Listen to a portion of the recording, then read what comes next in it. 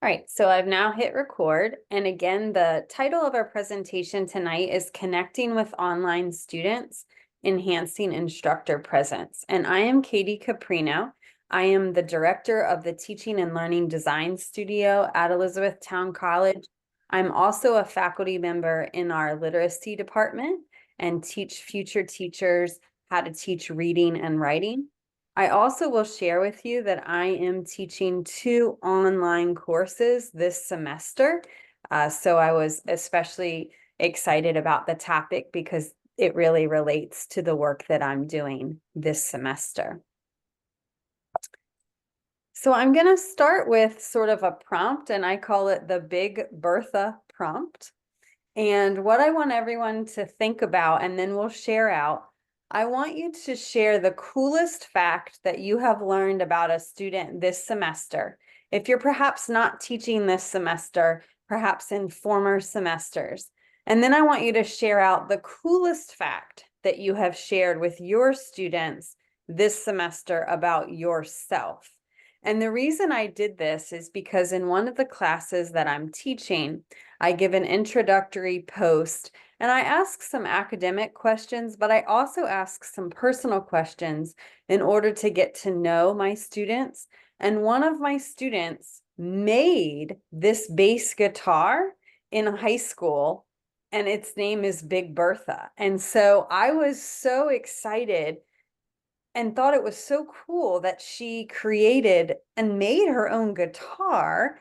And she was so excited that I wanted to share it with everyone this evening as well. But I think it speaks to the fact of what we can learn about our students when we ask questions about their lives and who they are as humans before we get into content. So I'll give everyone about a minute or two to think about what's the coolest fact that you have learned about a student this semester and the coolest fact that you have shared with your students about yourself this semester. So I'll give everyone 1 to 2 minutes and then we'll share out.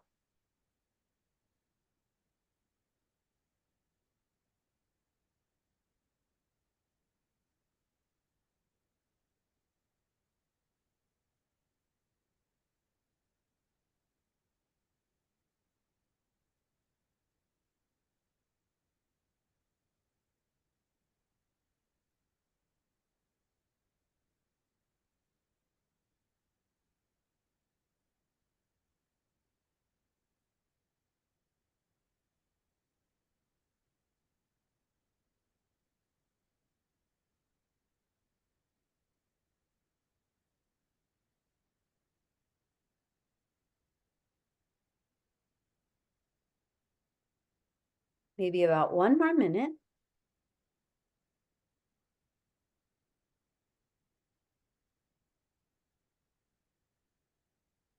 And you can put it in the chat or you can share out loud at the conclusion of our 2nd minute.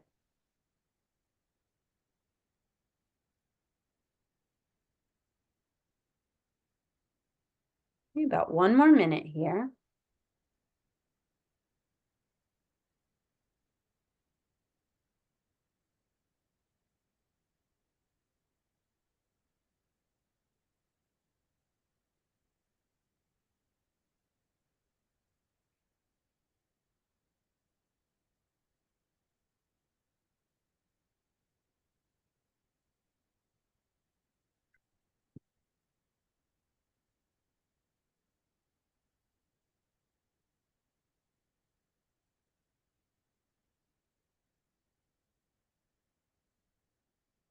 Okay, so we've learned from Steve that one student is on active Marine duty, and that Steve can juggle, at least before arthritis. That's a pretty cool fact. Elizabeth shares that one student is working in E-Town's food services and going for her degree. Very good. Michael says he has 5 students from Nepal, all nurses, and has never had a student from Nepal, but this semester has 5 students. Very cool. Kelly shares she wants to develop a strategy to help nurses' mental health after a Code Blue incident. Elizabeth responds to that. And David writes, I had a woman in my class who told the group that she had a son who was disabled, restricted to his bed, and that she and her husband cared for him all the time. Did anyone who didn't share in the chat by showing your hand want to share aloud? And Nancy came in and said some adorable puppy photos and stories about our animals. Very good. Does anyone want to share who didn't share in the chat? Just looking up and down, see if I see any hands.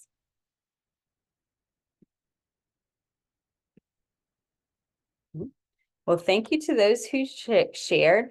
And I think this is really important because this is kind of a litmus test. So we should know about the students in our class, and we should solicit some information throughout the semester, but perhaps especially early in the semester, so that we know a little bit about the students. And if we want to really be dedicated to student and instructor presence, we should also give a little bit as well by sharing stories and pictures and anecdotes that we're comfortable with our students, so that they understand who we are as people. So that's our Big Bertha intro as we begin our sort of presentation tonight about instructor presence. So our purpose tonight is to consider the strategies we can put into place in our online courses so that we connect with our students in ways that help them feel like a part of a community. And this connection will hopefully help retention rates and student success. On a personal level, you may also feel more engaged with your work as an instructor. So there are a couple ways that I think about instructor presence, and that is personal. How are we and our students connecting on a personal level? I also think about it in terms of content. How are we connecting the content to our students' lives? How are we sharing our interest with the content with our students? And how are we building relationships in that way around content? And then another aspect that we'll talk about a little bit tonight is how are we using feedback to be a way that we have presence with our students, and how are we personalizing feedback in order to make students feel like they can succeed and that we value their contributions as individuals. Our tasks tonight are to share what we already do in terms of instructor presence. So there's going to be another point where we sort of slow the presentation and you share what you do already in terms of instructor presence. We're also going to identify a little bit about what the research literature states about instructor presence in online courses. And then there's going to be sort of a workshop component this evening where you have the opportunity to self-assess one of your online courses in the context of instructor presence. And finally, to create a goal around instructor presence to apply in one of your courses. So our criteria for success is whether we all incorporate one teacher presence element into an online course that we're teaching. So I just want to talk a little bit about online courses and instructor presence before we get into some of the interactive elements of tonight's presentation. So Rebecca Glaser wrote a book titled Connecting in the Online Classroom, Building Rapport Between Teachers and Students. This book is actually available through the High Library online, free access for everyone. So it's a nice resource to supplement what we're talking about this evening. But Glaser writes, when online courses are working well, the students are engaged, the professor is responsive, and the technology runs smoothly, they can represent a great resource for higher education. But we know that there is a gap between online and face-to-face retention rates. So the key lies in bridging the distance inherent in online classes that make students feel like they are out in the cold. To do that, we have to build rapport with our students to make real human connections with them. And doing so would improve both the teaching and the learning experience in online classes. So here's a graphic, and I won't go into too many specifics about it, but this is from Glaser's book, and it talks about the advantages of meaningful faculty-student connections. So how faculty connect with students in class, through casual contact outside of class, through using technology as a medium, through intensive mentor relationships, by being proactive, by reaching out, by being responsive, have How's the food, impact guys? Good? on students in Well, classes you ate the chicken. Very and good. also on the university as a whole. So if we take a look at some of the short-term impact on students and classes, we see enrollment advantages, we see academic advantages, greater learning, higher grades, and we see more engaged and more motivated students. We also see higher retention rates, higher graduation rates, and equity gains for underserved population. There also are long-term impacts on students, continued academic success, continued relationships as alumni, increased job placement, and successful and happy careers. So that's what we're hoping for all of our students at Elizabethtown College. So I think this chart really helps us think about how important instructor presence is in helping our students make it to those end goals that we have for them in their life. And so we need to have a commitment to presence. So building rapport is a commitment. You have to sort of take a stance that you are going to have rapport, have instructor presence in the online courses that you're teaching. And we know from the previous chart I shared that positive interactions with professors are associated with positive student outcomes across the board, but they can be especially impactful for our at-risk student populations. And this is a quote that I really liked. And Glazier writes, if your students are questioning whether or not you exist, something has gone seriously off the rails. And I think that is a really important quote to be mindful of. I read another quote recently that if your students think that you're a robot, things have also gone seriously off the rails. So one of the things that we want to do tonight is think about how we humanize ourselves to our online students. So here's another part in the presentation where we're going to pause, and I want you to, in the chat, share what instructor presence means to you and maybe some examples of the ways you show your instructor presence to your students in your online classes. So I'll give us about 3 minutes to share some ideas in the chat, please.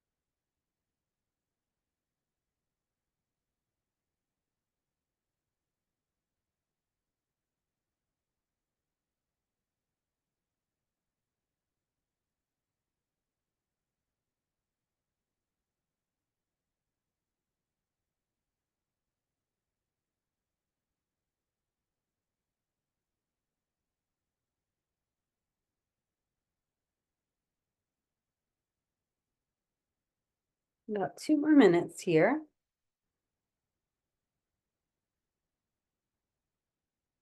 Some good ideas coming in here.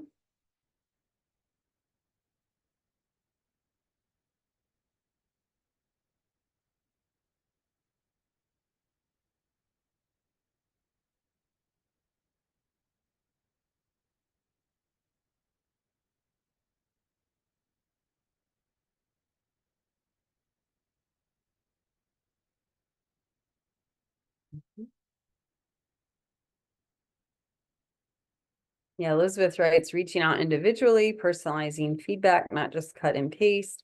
Steve's writes, I interact with students in the discussions. John gives timely and helpful feedback. Matt suggests he posts at least one video of himself making announcements, lectures, etc. Nancy writes, bringing analogies and stories into the discussion replies for each student. Stories are really, really powerful, Nancy. That's a great strategy. Kelly writes, addressing student questions and concerns as quickly as possible, making personalized comments and feedback on student assignments. Bruce writes, in our weekly online Canvas discussions, I respond to each student and acknowledge their specific examples so that I know that I am reading for understanding. And I try to show my students that I'm human. I try to share my interests and people that are important to me beyond the classroom. I do try to share a few pictures of myself throughout the semester. Michael writes, responding to students' questions in discussion posts and assignment submissions or grading within a day of sending and or submitting. Craig writes, I like to record a weekly update video, check in online often, give feedback or make comments on postings, and always remind them that I am here for their success.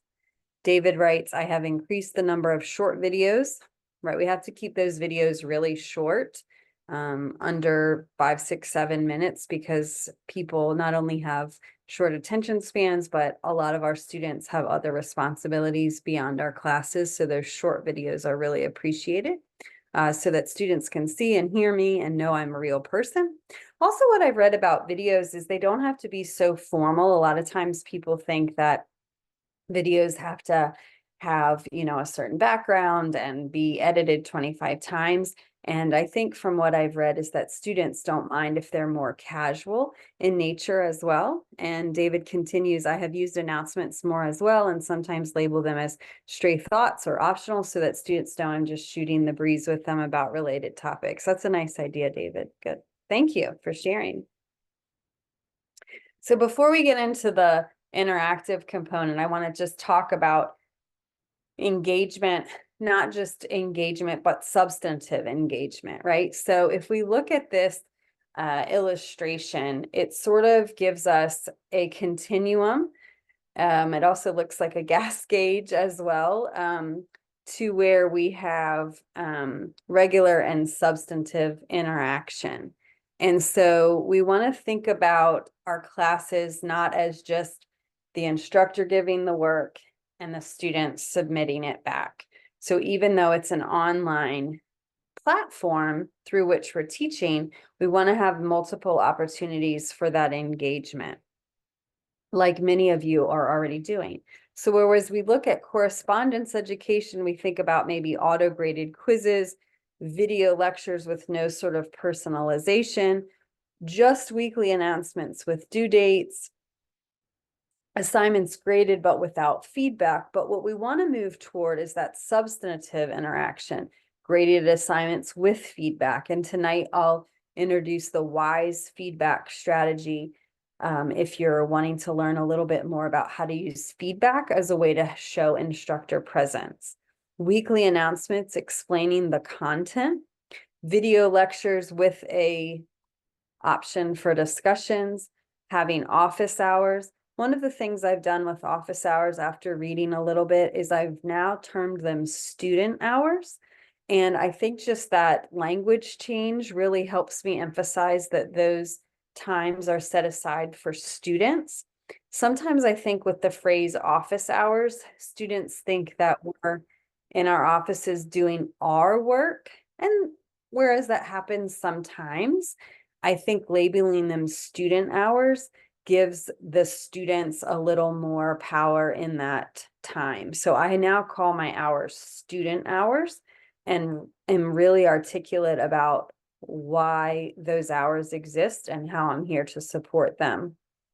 And then we have instructor initiated discussions. So taking part in the discussions, being a lively participant in the discussion. So I really like how this graphic kind of helps us think about what might be sort of a traditional correspondence course where you just sort of send away, you get your materials and you send them back to the instructor.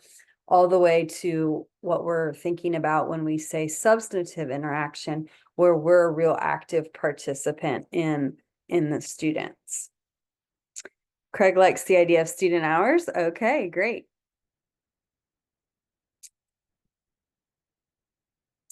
So another thing, and it's come up a little bit in your intro comments and what you do, is a feedback strategy called WISE feedback. And this is targeted feedback, which conveys high expectations, the instructor's genuine belief that those expectations can be achieved by the student, and concrete information to help the student meet the expectations. So just as with instructor presence and building that rapport with students, we know that all students are going to benefit from that, and it will help our at-risk students benefit even more. The same is true for WISE feedback. So studies have shown that students from cultures which have traditionally suffered from race-based stigma seem to gain additional benefits from WISE feedback. So the next thing is I'm going to share a short video about what WISE feedback is. As we're all scrambling to adjust to our new reality, I want to give you a strategy that could help your students stay connected and motivated as they shift their learning to a virtual space. Here we go. The way you frame your feedback for students is so important. What are you going to present alongside the number grade on their computer screens? If it's nothing, your students will be drawing their own conclusions about their abilities and what you think of them. These conclusions could be great, but they could also be really wrong and really destructive. Instead of leaving it to chance, I challenge you to fill that space with feedback that will motivate them to keep engaging and learning. Remember, your students are no longer receiving the small positive framing of feedback they might otherwise be getting in the classroom.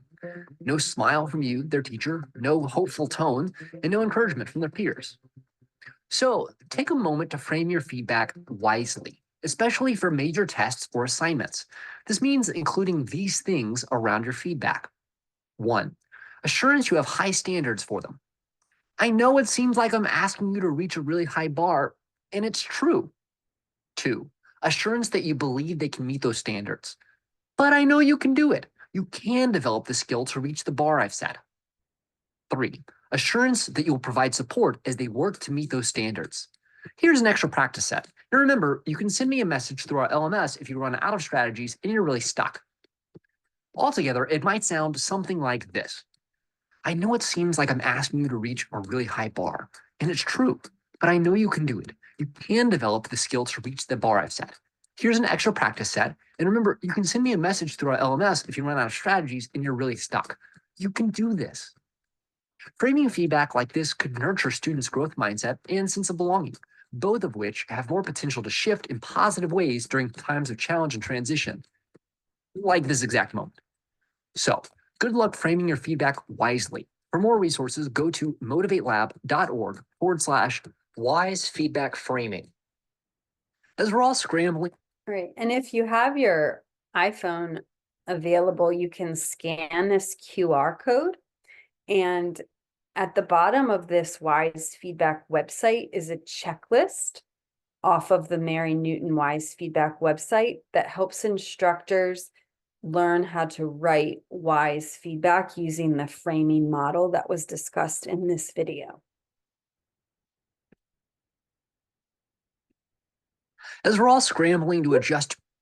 Okay, so the next part, we're going to take about 10 minutes to analyze our own online course. So some of the things we've already discussed, like WISE feedback and a little bit about getting to know our students. But some of the other prompts have come from literature that I've compiled in preparation for this workshop. And it is on a chart format that I've created for you. And I'm going to stop the share real quick so I can send you the link.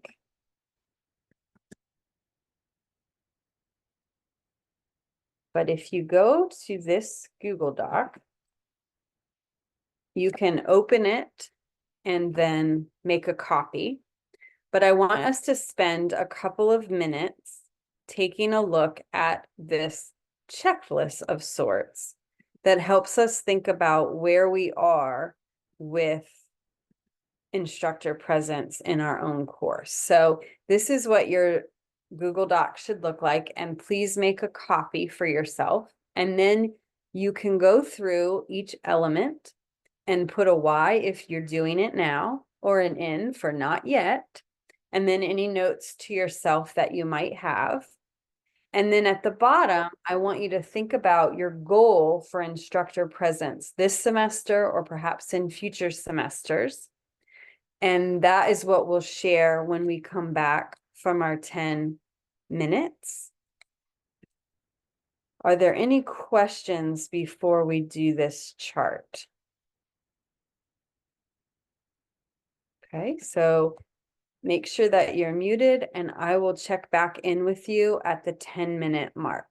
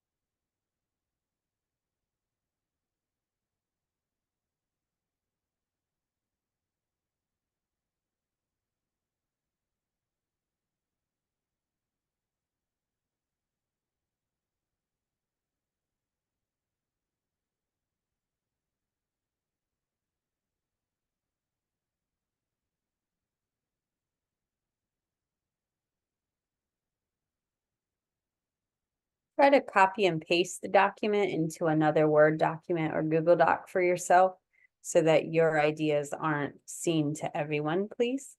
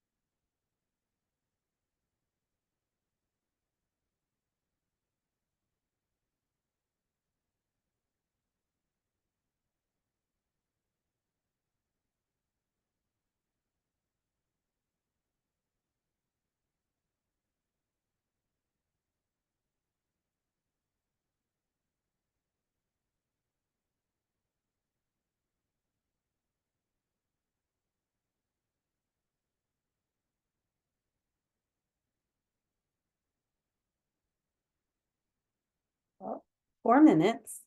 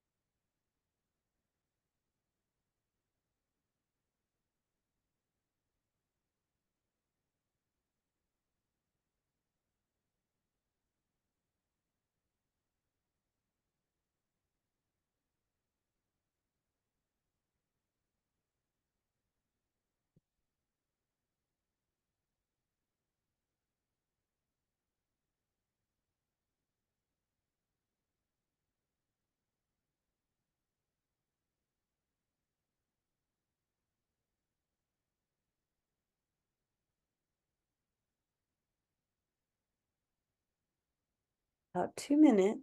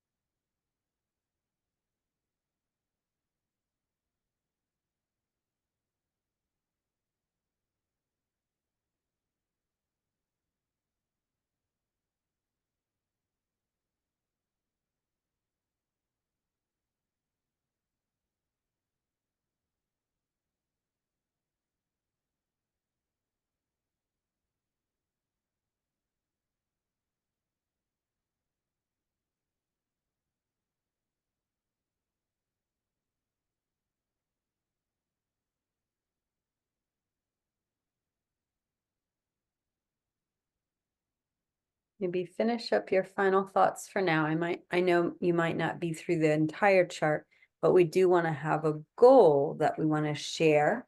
As they say, sharing your goals to others makes them more likely to happen.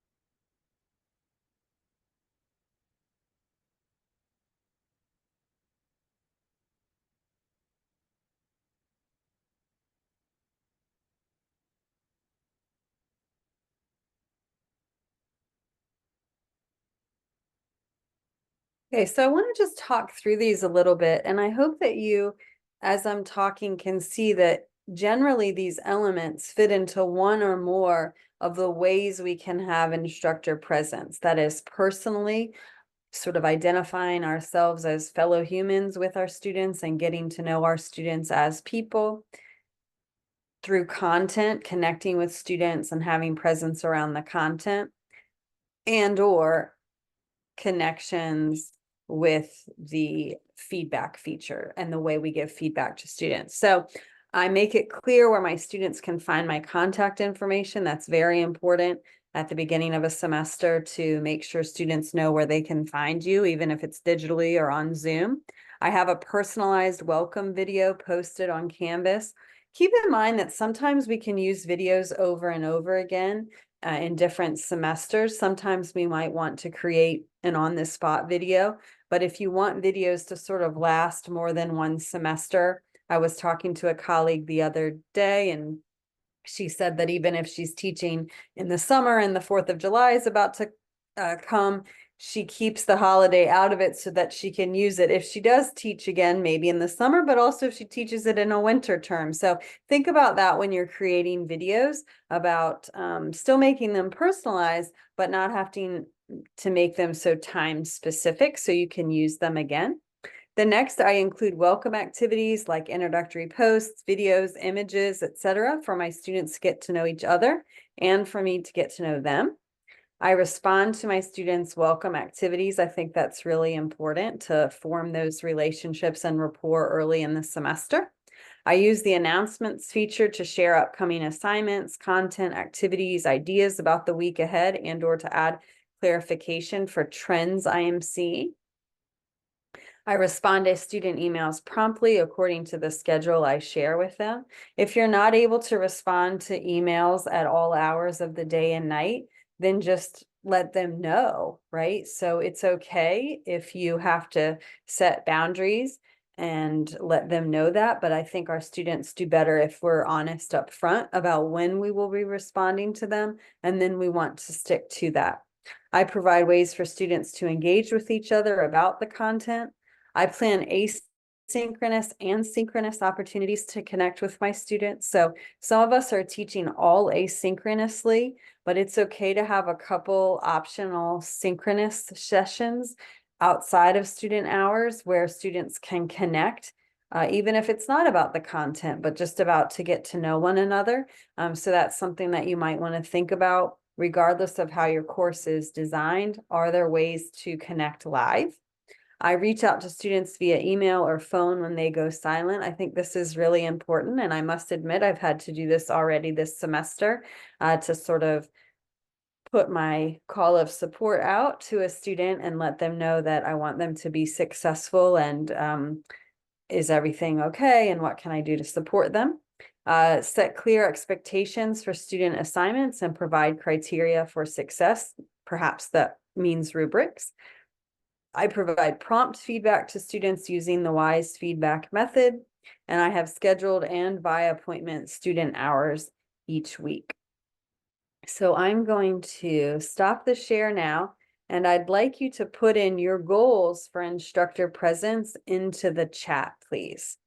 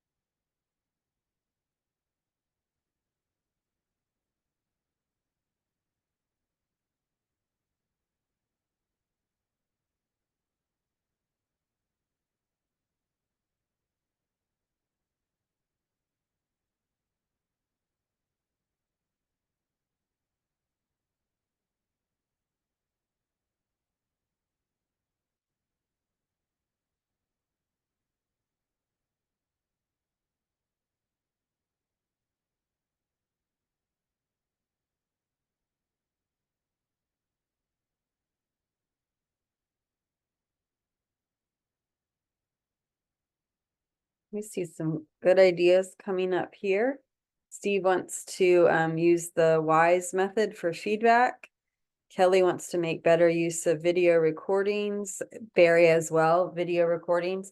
If you want to email me at Caprino, C-A-P as in Paul, R-I-N-O-K @etown.edu. I have a good book recommendation that I just found about making quick, effective classroom videos that might be really helpful for those of you who have that as your goal. Michael writes continuous announcements as a self-reflection. Thank you for your honesty, Michael. I probably trail off announcements in the last week or so. Yeah, one thing that I was reading is even sending an announcement after the course is over. One example I read, articulated, even if you didn't do as well as you wanted and have to even retake the course, all your work wasn't in vain because you'll be better prepared.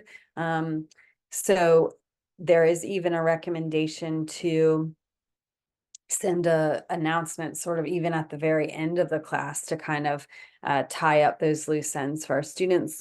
John writes more substantive responses to the welcome posts. Yes. And then Bruce, I use a welcome video for the first week and also voice record some content, but would like to use timely video messages a little more frequently, even if they are time limited for that course. Yeah, I think that's important. I think it's okay it's time limited because students really respond better to short, succinct videos. And I think, like I said earlier, you can alleviate the pressure from making every video so formal. It's okay to, some professors take a quick couple minutes in their car while they're waiting for their kids at soccer practice and make a quick video just to share a piece of information with students. So they don't all have to be so formal. And that also sort of personalizes it and lets your students sort of see a little bit of you outside of kind of the professor role. So and then Craig writes, I have a lot of experience as an online student in my educational background. That's a really good experience, Craig, because you know it from the other side. So I know that, yep, the other side of the fence looks like I always try to make sure I model myself after professors I admired. I will work to improve my feedback through the WISE feedback method. Okay, good. And then I want to honor everybody's time this evening because you have a lot to do. And I just want to put a plug in for the Teaching and Learning Design Studio. We'd love to connect for a coaching session. I can talk with you one-on-one. One of my colleagues can talk with you one-on-one to help support instructor presence, yes, but also a host of other aspects of teaching and learning. If you're on LinkedIn, I would encourage you to follow us. We're always posting ideas and things that we're doing around campus, and we are eTown Teaching and Learning Design Studio. So we'd love to see a follow on LinkedIn. And then as an incentive to follow us, I'll be posting after the presentation a one-pager, and the studio makes one-pagers related to all sorts of teaching and learning ideas, and you can see them all posted on LinkedIn. But I've created one called Instructor Presence in Online Courses. The middle of the one pager has the chart that you just went through and assessed your online course with, but there are also 5 QR links to other resources and ideas about instructor presence. So that ends my formal presentation about connecting with students through instructor presence and online courses. Please email me if you have any questions. I'm always happy to help. And again, my name is Katie Caprino, and my email is caprinok@etown.edu. And I'm going to stop. Yeah, I'm going to stop recording, but I'm going to stay around for a couple questions.